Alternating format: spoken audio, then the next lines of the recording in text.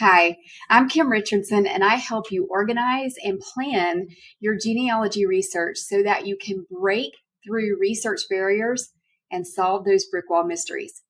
Today, I'm sharing some insider tips on how to uncover your family's history without breaking the bank and staying within budget. I have 4 tips for you about using records that you probably already look for, but we want to look at ways to find these in all the less obvious places that those records tend to hide. So, first up, headstones and cemetery records. Now, I know you're thinking that's not a lesser known resource, but stick with me. You're right, but hang on just a second. We all use the popular online platforms like Find a Grave and Billion Graves, but beyond those, there is an absolute treasure trove of information waiting to be discovered offline. And one mistake that we make is that we don't pursue offline avenues as much as we used to. If we would just go the extra mile to find the documentation for those graves, we could break down so many brick walls. And for cemetery records and headstones, it's really pretty easy to go a little more in depth at no cost. So, first, look at vertical files and self published books or donated notebooks at your local library. This was brought clearly into focus for me when I was trying to find the grave of someone who I was researching, and he had died in the late 1820s. Now, I knew he was not buried at a public cemetery or in a church graveyard. I knew I was going to be looking for him on private property. And I had looked for him in every online source that I could to no avail. And then I checked in the local library in the vertical files. And I found in there this really thin, self-published book or notebook. It was created by a genealogy researcher well over 50 years ago, and it was just this photocopied, it was typewritten, it was cemetery surveys that she had done, and she had photocopied it and published it herself. It was for lesser known cemeteries in the area that she had gone out and surveyed, and thank goodness she did, because the grave sites of the family that I was searching for were in that book. This discovery also led me to not only break down that brick wall that I was working on, which I was thrilled about, but it also taught me another lesson. And that is that a lot of graves are no longer findable because the headstones have sunk over time, as they are apt to do. I took her notebook to the cemetery with me, and I noticed that she had found several headstones that were no longer above ground. They were above ground 50 years ago when she did the survey, but they're not above ground now. So in that intervening time, they have sunk. And we wouldn't know about those headstones anymore if she had not done this survey. And very similarly, I found a survey that was conducted over 100 years ago in a different library. It documented not only headstones in a cemetery, but it was a graveyard at a church, and it had their burial records and the headstone records in it, a survey of the headstones. But that church was hit by a tornado later, after the survey was done, of course. But the church records and the headstones, they're gone now. And so those burials are only now documented in those surveys that people did. And those surveys are living in those vertical files in the library. They're not necessarily online. We may never see those graves documented online, but they are still in that lesser known vertical file at the library. Another place I've had a lot of cemetery record success is just contacting the local genealogical or historical society or the historians of local churches. These people have valuable personal knowledge that they can share with us.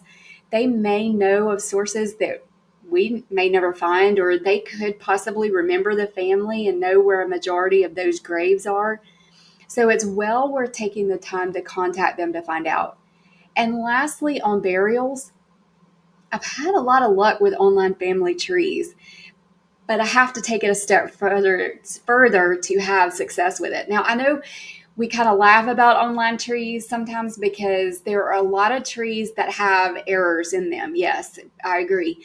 But if you find the burial or the grave information for an ancestor in a tree and it's not sourced, reach out to the person that contributed that and ask them, hey, I've been trying to figure this out and I saw that you had it in your tree. Would you mind sharing with me how you know this or how you figured it out? It may be that they remember that information, they remember attending the burial, or it could be that they have a family Bible that nobody else knows about and it's documented in there. Many times these facts like that are not cited in family online trees because it's personal knowledge.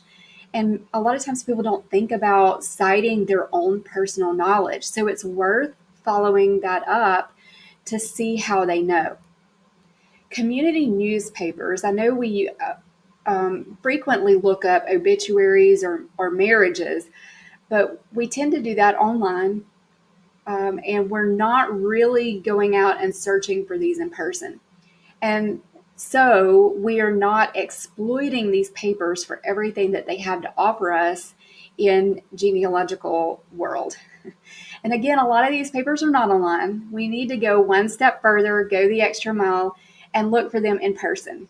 Call the library, the courthouse, or the newspaper itself, and if it's still in existence, ask them if they have old copies of the newspapers. And then go scour these newspapers for information. Newspapers are a treasure trove of information, and even if your ancestor is not in the paper, you will learn about what was going on in the community around them and a lot about their day-to-day life, just their daily life. You'll start to get to know what their life was like, what they were hearing about, the issues they were dealing with. And so you can get to know your ancestor in a much deeper way just through newspapers. So again, even if you don't find your ancestor, they're an invaluable insight into their life.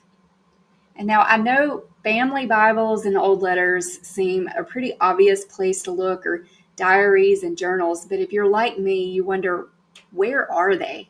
I know I need to find them, but where are they?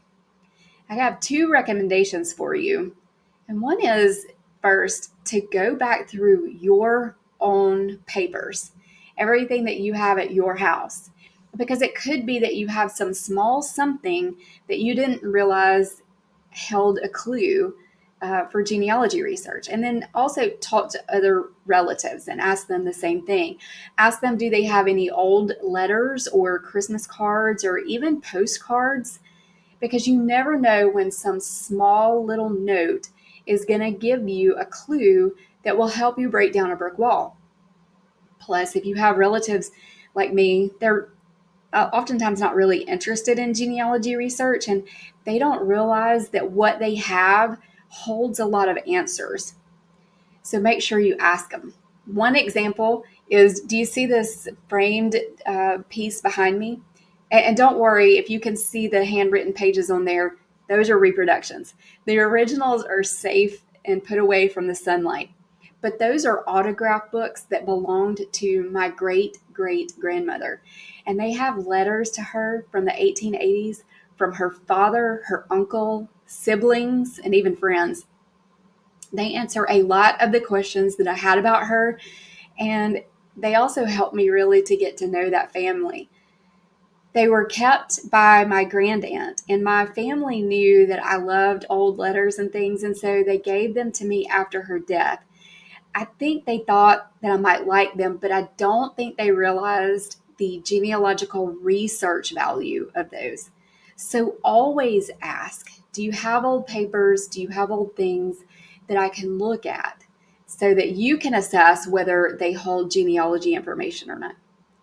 And I know we've touched on some of the record types that are found at archives and libraries, but the people who work at those institutions are important as a resource in and of themselves, so much so that they warrant a note here. Nobody knows those records better than they do. And they tend to be people who really enjoy doing research themselves. So they know what they're doing and they know how to find what you need. Whenever I'm facing a tough challenge, I will very briefly tell the archivist what I'm researching because I know they do not want to hear and do not have the time for me to tell them a long family genealogy story. So I try to keep it brief and just say something like, I'm trying to prove a marriage in 1860, and I've already searched the marriage records for the county with no luck. If this were your problem, where would you look next? Their knowledge is invaluable and they have helped me solve problems many times over. So don't overlook them as a resource. Make sure you're going that extra mile to follow up and get their help. I'm sure you've noticed, but the overall theme here is to follow up and follow through and go the extra mile and look for these records in places that are not obvious. Keep digging and you will break down your genealogy brick wall.